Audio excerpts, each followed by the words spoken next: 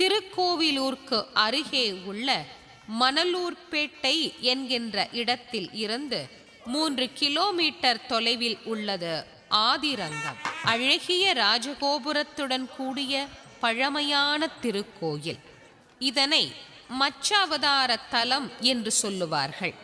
மறைந்து போன வேதங்களை மீன் உரு கொண்டு பகவான் வெளியிட்ட தலம். பிரபஞ்சத்தின் லீலா வினோதன் இங்கே கோயில் கொண்டிருக்கிறார் என்று கம்பீரமாக நிமிர்ந்து நிற்கிறது கோபுரங்கள்.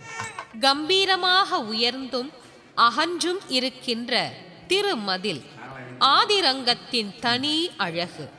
அந்த கால கட்டுமானத்தின் உறுதி, கற்களின் வலிமை, தொழிலில் இருந்த அக்கறை, இவை அனைத்துக்கும் தேர்ந்த உதாரணமாக விளங்குகிறது இந்த மதில் சுவர்கள்.